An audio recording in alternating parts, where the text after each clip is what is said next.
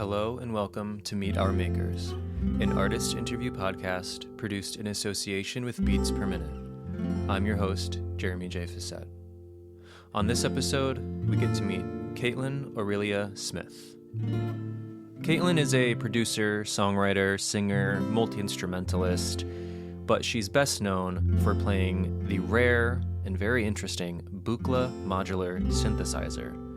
It's her key instrument, her main gig. And in this chat, we talk about how she's used it and other sounds in her brand new album, Let's Turn It Into Sound. I call it her poppiest work yet. She may see it another way. Either way, it's a really fun album. It's a really good album to get lost in, and it was really fun getting to talk to her about all the ins and outs of it. We also talk about how she's kind of always preparing new work, even while old work is being ready to be released. We talk about what her live shows are looking like these days, the power of sound, what that specific Buchla synthesizer really means to her various collaborations, and so much more. I think you'll enjoy, so thank you so much for listening. This is me meeting Kaitlyn Aurelia Smith.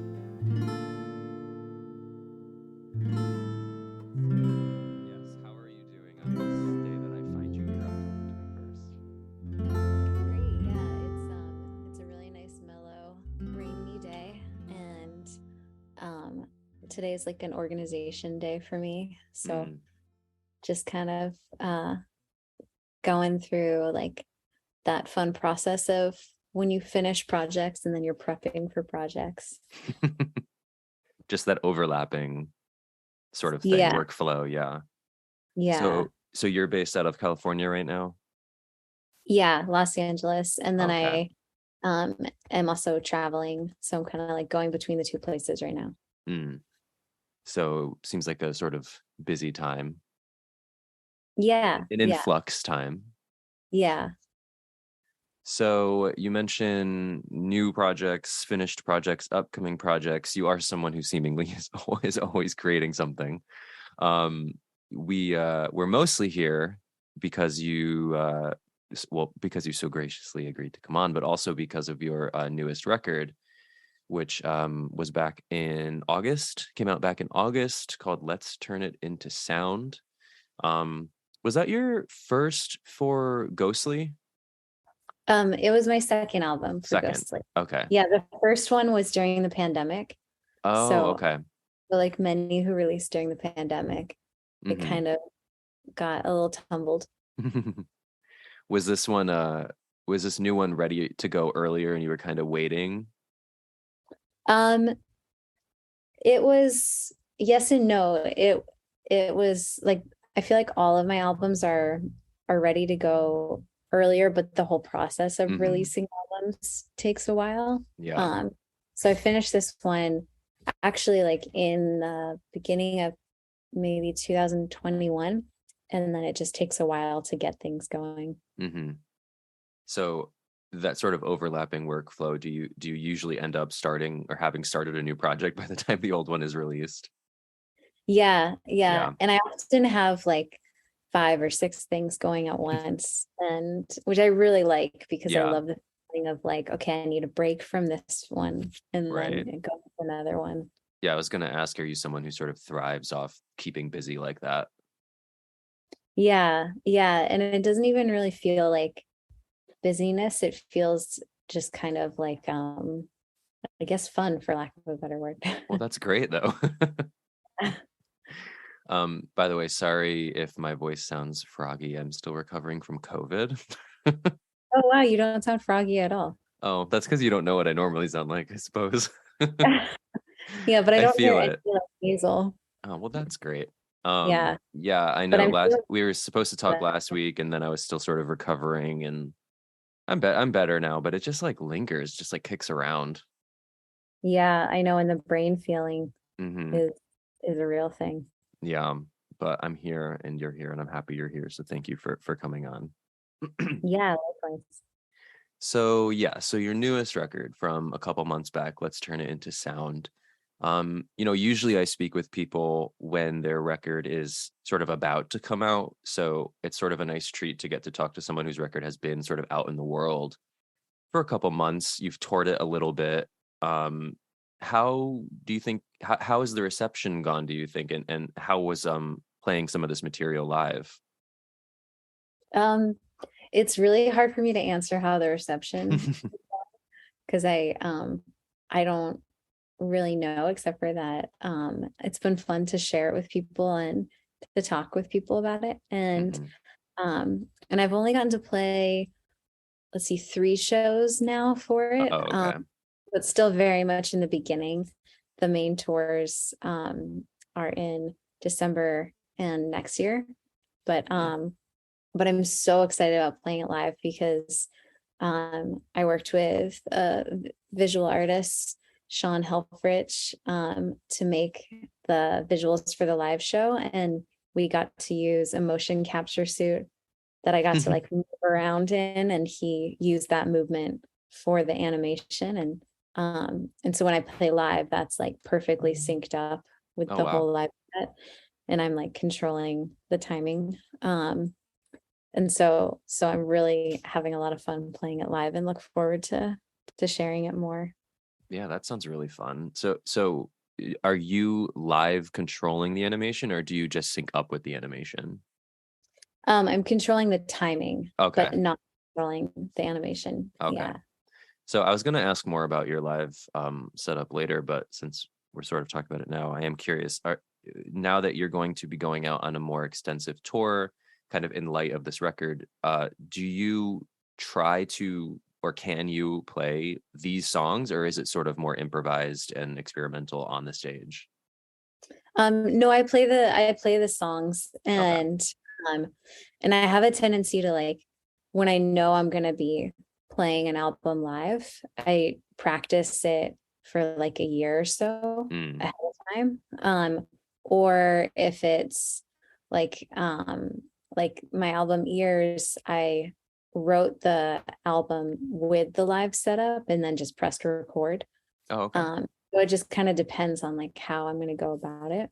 And then there's some albums that I just never play live because it was never thought of in that way. Right. Like some of my earlier stuff. But now I like usually know, like, okay, I'm going to tour this album. And so I'll practice it every day for like a year.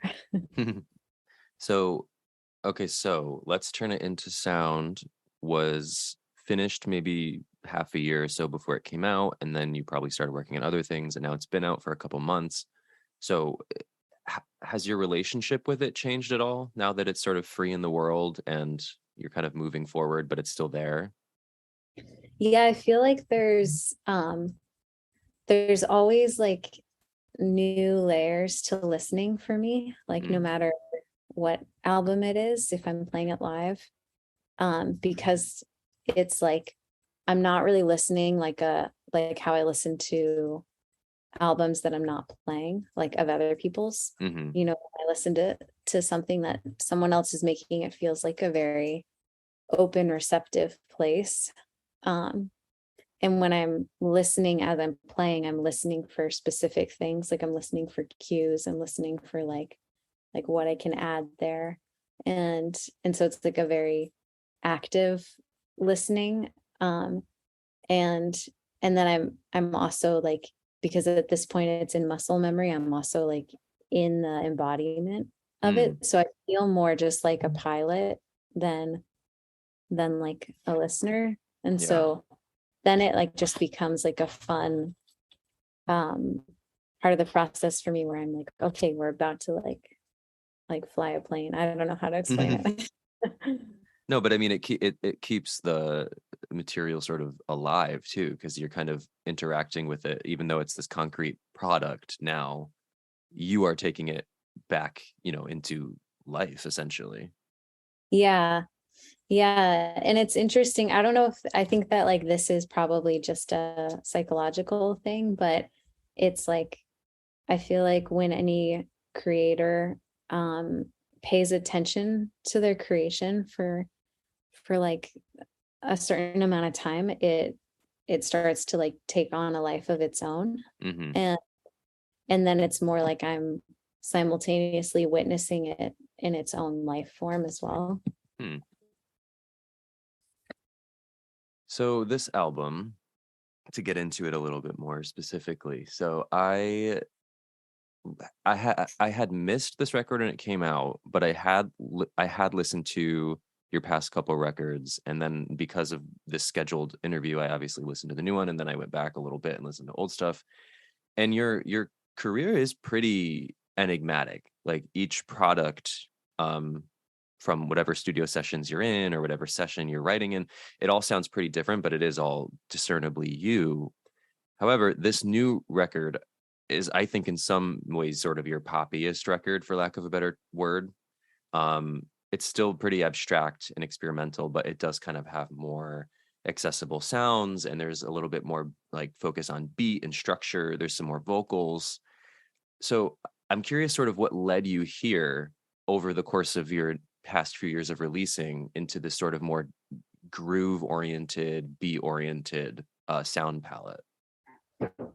I don't know. I guess it doesn't feel that different to me. Like when I think of earlier albums I did with like Euclid, Ears, The Kid, I feel like these elements have always been there. So it's hard for me to answer that because I don't classify it in that way. But I also am so open to hearing how other people are receiving it. But for my own personal experience of creating it, I feel like the elements are kind of always in all of my releases of like vocals, rhythm, orchestral, sound design, and like synthesizer throw up.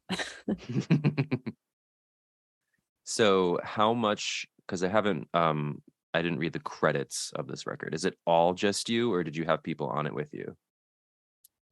It's all me, and then there's a couple places where I sent sheet music to a woodwind player and then blended that in with the synthesizer parts to like kind of confuse what was the woodwinds and what was the synthesizer. Mm-hmm. Yeah, that seems to be something you kind of enjoy doing, is kind of toying with as listeners, our expectations of what's synthetic and what's organic, and sort of intertwining those. Yeah, and not even really like intentionally. I think it just happens. I don't know, I guess it's kind of like how I experience life is like very much a blend of the two. Of like, I am always like half the time in the forest and half the time in the city, and so it feels like it just like naturally is a part of my experience of life.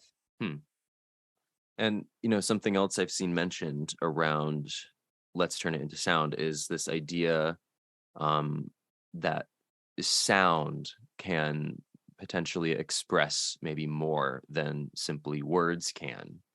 I guess I'm curious why you think that is, but then also, what does sound offer for you that you think the spoken or written word cannot? Yeah. Well, I had a really endearing experience during the pandemic with getting a cat, and Cute. And I just watched her vocalize a lot, and she has many different meows, different sounds, and I feel like I could understand everything she was saying from them. They felt very clear, and I just started to like really pay attention to just the way that people speak, and like sometimes someone can say yes to something but their tone is saying no, and like like you can hear more subtleties in the frequency of someone's voice than like the actual words they're saying. And that just became something that was really fascinating to me. And I guess, let's see, the second question was, what do I personally get from sound? Was that like what do you personally think that sound can offer us that spoken or written word typically can't? I guess just more, it's not really like one versus the other. It's just more the complete package, that like there's subtle information that's offered in sound that isn't offered in words, that like, I mean, I can only speak for the English language because unfortunately that's the only language I know. But Well, same. yeah, but there's definitely a lot that I get from sound that I feel like I don't know personally the English words to communicate it, unless I was writing poetry, but sound is my version of poetry. So it's like, yeah, it's just filling in the gaps. So it's like they work well together. And how do you, I mean, maybe this is a lofty question, but how do you try and sort of access that idea in your audio work?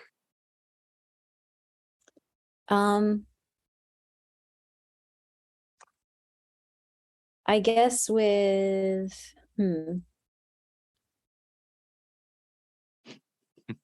that's a really sorry if that's a weird question. No, it's not a weird question. I haven't thought about it before. And I guess it's also so personal, like not meaning it's too personal of a question, but Right. me, like what I experienced of like all the like in between feelings that like I feel like sound can really assist in, that like beyond the melodies and the harmonies and the rhythm, like actual sound design, where like maybe a twisting sound that like takes you from one note to the next, that creates like a different feeling than just that interval on its own. So I don't know, I guess it's just like me really luxuriating in like, oh, there's so many feelings to feel. So when you sort of start composing something, do you have a feeling in mind, or do you kind of let the sound figure that out for you? A little bit of both. Like when I wrote the album The Kid, that album started because I like got this really funny image of like a gigantic shredded wheat being like broken open. And like, you know, that commercial with like the one piece of shredded wheat being Yeah, I think cracked open? so. Yeah. And I was like, oh, I want to make an album that feels like that. And then other times it's like I'll go in with no idea at all of what's going to happen, and then it's just like I'm along for a ride. So it's a little bit of both. And is the title "Let's Turn It Into Sound," is that sort of like a response to that, almost like you feel something and you can't quite articulate it, so let's turn it into sound? Yeah, and it's like making room for like the things that want to be expressed, but there aren't words for it yet. And I guess it's just like an ode to art in general, because that's like usually art's role, is like, don't have the words for it, so I'll make this thing instead. Is that related? Is this concept related to, because I also saw you recently published a book as well, called Somatic Hearing. I am curious what that phrase actually means. I've never heard that phrase before. And is that sort of connected to what we're talking about? Yeah. And I wrote the book along with the album. It's like a short book that's like my inquisitive journey about sound while I was writing the album. And somatic means like relating to the body, and I've also been studying somatic therapy, and there's like a whole nother intelligence that like our conscious mind is sometimes separated from, that is like our feeling body. You know, it's like where we store like when you get like a, I don't know, say you saw something gross and like your body had a like, ugh kind of thing. That's like a somatic feeling that gets stored. And there's so many of those in us. And and this album was very much like giving sound to like I mean, sure, you can translate that into like I was grossed out. Yeah. But it's also so fun to just like use sounds to explore that. Mm. I And somatic suppose. hearing is like is you know, just bringing your attention to like all the physical reactions to things. Hmm. Yeah, it's interesting too because in the I also write for Beats Per Minute, and we often talk about this kind of concept with hearing music, and especially live music, and a lot of my colleagues there have described pretty visceral reactions to hearing a certain kind of sound or a certain instrument live or a certain band live. And I feel like maybe that is kind of related, that thing where you don't necessarily have the words for it, and sometimes they even struggle to describe it, but just sort of that innate instinct feeling you get from certain sounds. Yeah, totally. Yeah. Mm. And I mean, even getting goosebumps to like Mm-hmm. to some sound, that's like a version of somatic hearing. Or like starting to cry when you start hearing music. Yeah. Yeah. Happens every now and then. So we've been talking a lot about sound. I suppose we should mention for those who don't know, and this is something I don't know much about, but I do feel like almost every single review, every single news article, whatever it is that I've read about your work, mentions your signature synthesizer, the Buchla synthesizer. Um, they all also basically call it a rare synthesizer. What does that mean? Why is it rare? Um, yeah, I guess Is it just not it commonly used? yeah, there just aren't that many made. Okay. Um, and the company is still active. It's gone through different ownership. So you can still buy it, but it depends on what model, and like there's a lot of like older models you can't still buy. Mm-hmm. Um, and um, and I don't personally own any of the older ones. I go to residencies for that Mm. and borrow them. And I have like some of the newer ones. And it was just the first synthesizer I ever played. And so it became so natural to me to use it. And like the sound became such an extension of my voice. Mm. And I still use lots of other synthesizers. It's not the only thing that I use. Right. Um, but I perform with it, or I perform with one of the models, and it definitely has like a part in all of my music. So what draws you to it, and what do you enjoy about it versus some other synths that you also use? Um, I think a combination of like the interface is really aesthetically pleasing, and it also is additive synthesis. And I, in my like more classical training, I really felt inspired by the overtone series, and that is an additive composition process. And so additive synthesis just makes a lot of sense to me, and and I guess is inspiring to me. Mm. And it's not the only additive synthesizer, but that's just again the first one that I ever used. Yeah. And yeah. And you actually also did a record with Suzanne Ciani, who's sort of a pioneer of that synth. Um, how did you two ever link up, and sort of what was that like working alongside her? Yeah, we were neighbors in a small town. Oh, that's And funny. yeah, and it was amazing working with her. She's an incredible composer, incredible synthesis, and a wonderful person. Yeah, I feel really lucky to have been able to spend some time with her and to make music with her. You also collaborated recently with Emil Massari, who I only knew from a couple of film scores. Um, he, for the record, he got Oscar nominated for Minari. He also did the score for Kajillionaire, Miranda July's last film. But how did you two already know each other when you decided to link up? Because that's, we should mention that's your other 2022 record that came out. I Could Be Your Yeah. Dog, I Could Be Your Moon, with Emil. So how'd that come about? Yeah. He's an amazing composer. And I was watching a film, and within like 5 minutes of it, I was like, who is this? Who did the music for this? And I wrote him on Instagram. And it ended up that we were neighbors also. Yep, you keep living next to these I people. know. Yeah.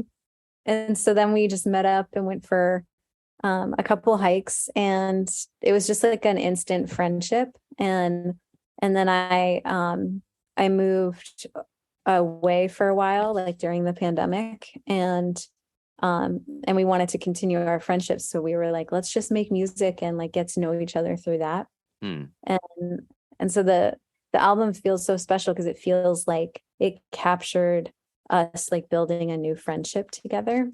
Via sound.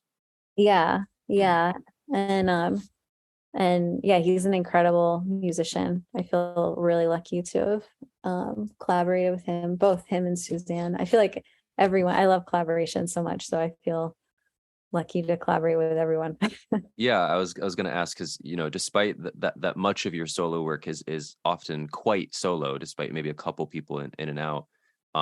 You must like collaborating though, because you do collaborate occasionally with some really great people. I mean, what do you typically like get or learn out of these sort of collaborative experiences?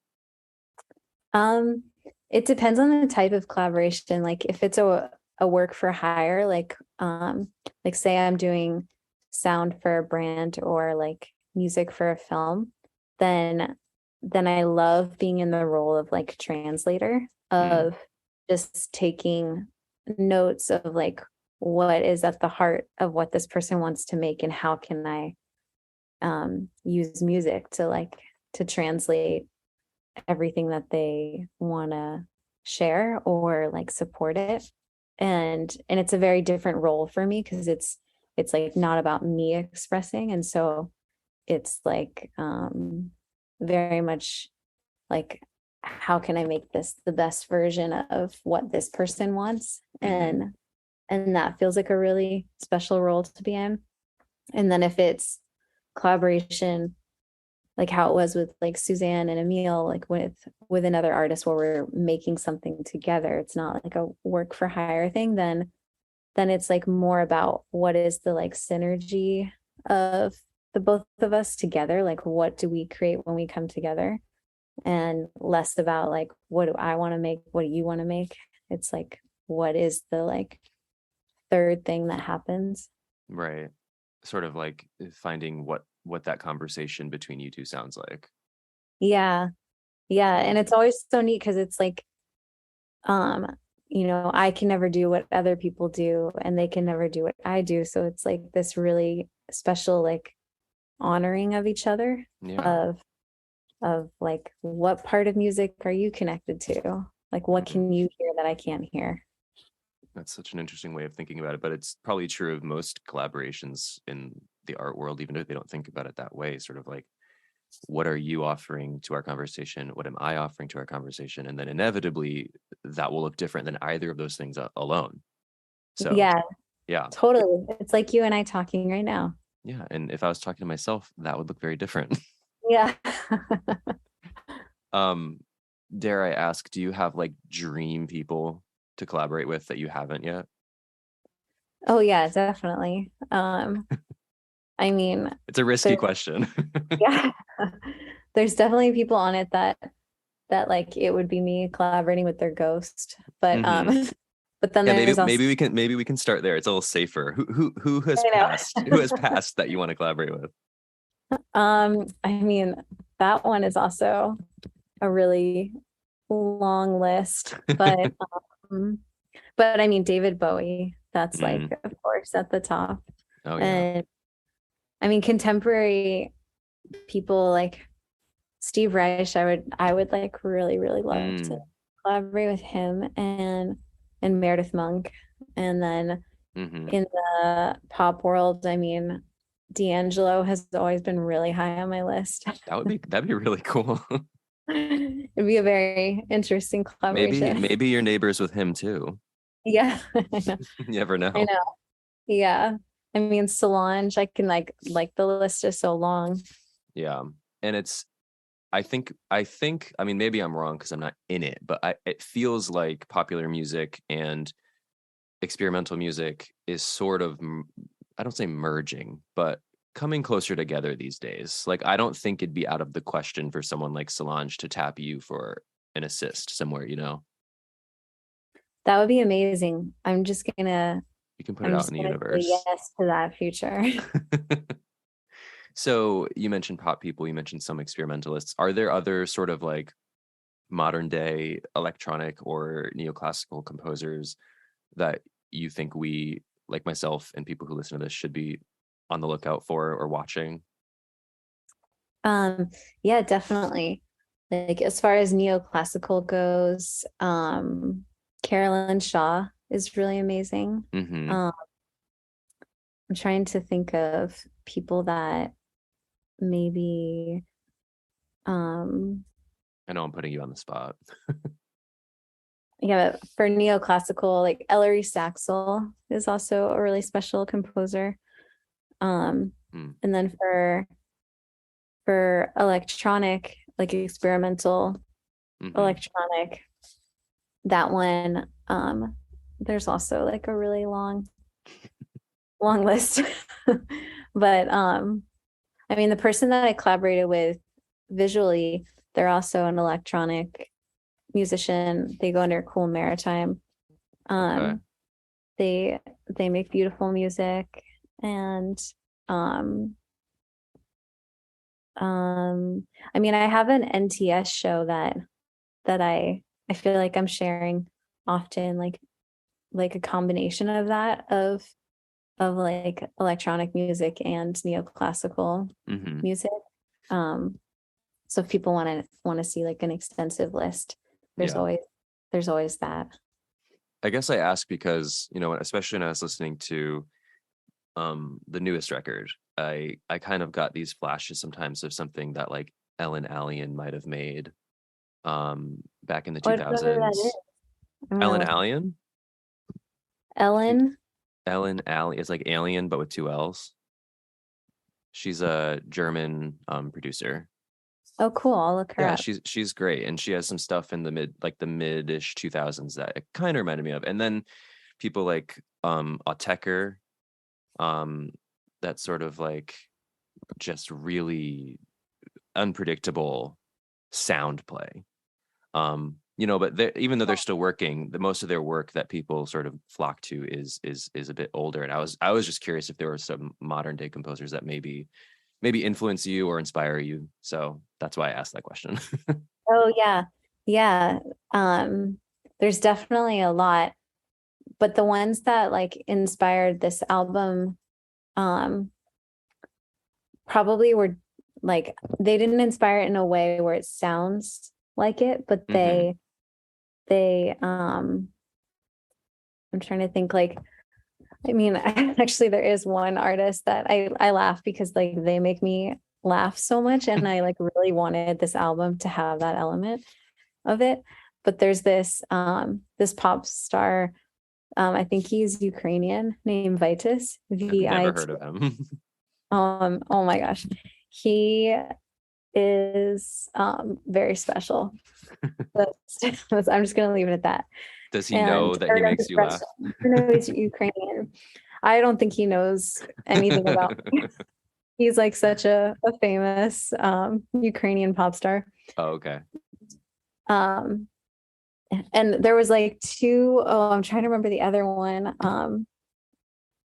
I think his name, oh, so Vitus is like an incredible vocal artist. He has like just an insane range, and there was like a while where he was doing these like vocal offs with like other operatic singers, Oh. and I was getting so inspired by watching them like try and one up each other. Yeah, They have like very theatrical videos, and I'll have to look those up. yeah, they're pretty fun. So for an artist who's kind of always working, always creating something, but also always kind of trying to find the next phase. Is there anything you can tell us about sort of like where you're off to next, musically or philosophically or what have you? It's just starting to like creep into my world, because usually I wait till like I get filled. It's like a feeling inside of me where I'm like, okay, I got it. Like I know exactly what it's going to be. Right. And it's just starting to make itself more known, but not really in a way where I can put words to it yet. You can probably put sound to it though. Not yet. Oh, okay. Yeah, hasn't really even gotten to that place. It's just in the ether waiting. Yeah. Yeah. I just know that it's going to come pretty soon. So what do you do then when you're not trying to like be a translator for those feelings or access those feelings or make something? Like, what do you do? Do you like to get out in the wilderness? Like, what do you do on your off time? Yeah. If I'm not like working on other projects and just on music in general, then I like to be really active. Like I love acrobatics and hand balancing and like and I love being outside, like doing anything outside. And I love dancing. And yeah, mostly I tend to do things that are like opposite part of my brain than making music. So it's like either being really extroverted or being really active. Yeah, I'm just always curious about that with people who do have the tendency to sort of always be creating. You know, I'm always curious, okay, well, then what's happening when you're not actively creating? Yeah. I also like to have a really consistent flow of learning new things that seems to like keep the channels really like open and clean if I'm like constantly experiencing novelty in that way. And do you try and maybe not try, but do you notice that it transmutes into your work? Yeah, I think it just keeps me in a really curious place. So then when I approach music, it's like in a very curious place. And then I try new things. That's a good place which to I've be. heard a lot of neuroscientists talk about how, like, you know, I think over the last few years, they've been using that word neuroplasticity a lot. And like, if you are every day in that new, like learning something new, then that muscle just stays active. So we should always be learning. Something. Yeah. I won't say should, but I like it. Yeah. Yeah. All right. Well, I look forward to hearing whatever's coming next. I know you maybe from the inside have the, you know, as you mentioned, have a different perception of your sort of over than I do. But to me, it's been fun sort of going back and tracing through your discography and kind of seeing things kind of bloom here and bloom there. And so I'm excited to see what comes next. Remind us, what'd you say? Oh, I said thank you. Oh, you're welcome. So where are you touring in a couple months? Where can people look for you? In November, I'm playing in Mexico City, and then December in the US, like on the West Coast and East Coast, and then in January I'll be in Australia, and then in the spring I'll be in the UK and in the EU. You must be excited to get back out on tour. Is this your first tour since the pandemic? Yeah, I've done some one-off shows, but definitely excited to play again. Yeah, and in various countries too. So it's nice. I'm glad things are ever so gently kind of restoring. Hopefully it stays that way. Yeah, totally. All right, well, Let's Turn It Into Sound is actually already out, everybody. So it came out back in August. So if you missed it, please go back and check it out. It's out on Ghostly. Thank you, Kaitlyn, for talking to me today. I really appreciate your insight and your time. Yeah, thank you so much. Enjoy the rest of your day. You too. Enjoy your rain. Thank you. Bye. All right, bye-bye.